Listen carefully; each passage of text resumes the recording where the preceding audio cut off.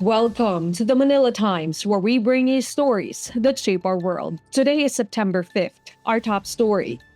The government will be filing charges against the Discayas. This time, it will be for the unfinished work of the Philippine Film Heritage Building in Intramuros. Palace Press Officer Claire Castro discovered the sloppy construction of the film center during her inspection of the building, which was supposedly completed yesterday, September 4th. Castro said the contract was awarded to the Discaya-owned Great Pacific Builders and General Contractor Incorporated. First Lady Liza Araneta Marcos personally inspected the site that showed obvious issues, including leaks in the comfort rooms and ceilings, exposed piping, and unfinished insulation, among others.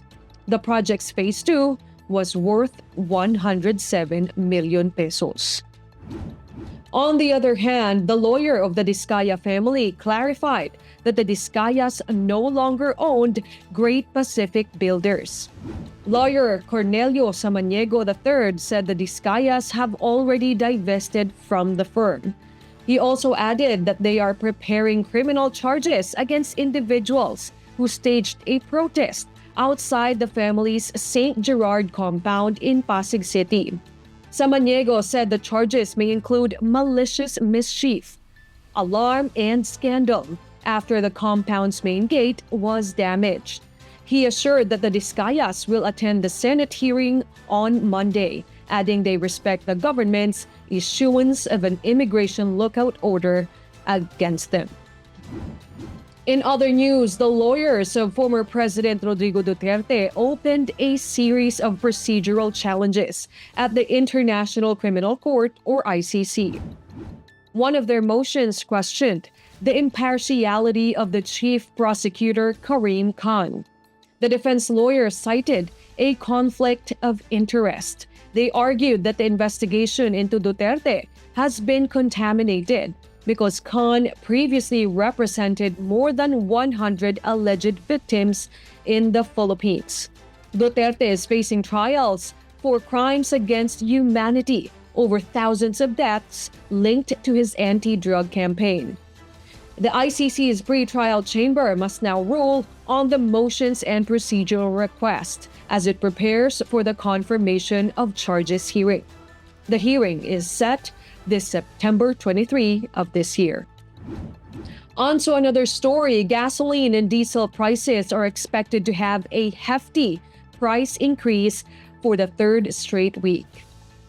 Local oil industry sources say gasoline prices will go up by 1 peso to 1 peso and 20 centavos per liter, and diesel by 1 peso and 30 centavos to 1 peso and 50 centavos per liter. They say the price hike was mostly due to the escalation of attacks between Russia and Ukraine. Meanwhile, inflation has increased this August. According to the Philippine Statistics Authority, higher prices of key food items and transport costs were behind the increase. Consumer price growth increased to 1.5% last month, higher than the 0.9% recorded in the previous month. However, that's lower than the 3.3% recorded in the same month last year. And finally, in entertainment, great news for Swifties. Pop icon Taylor Swift may perform at the Super Bowl this coming February. NFL Commissioner Roger Goodell made the remark during NBC's Today Show. Goodell said Swift would be welcome anytime, but did not give a direct answer if this means a Super Bowl appearance.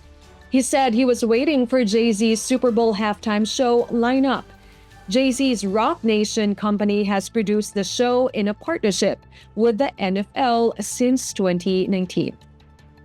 That's all for now on the Manila Times newscast. For more news and information, read the Manila Times on print. Watch the News Prime with Michael Ang tonight at 6.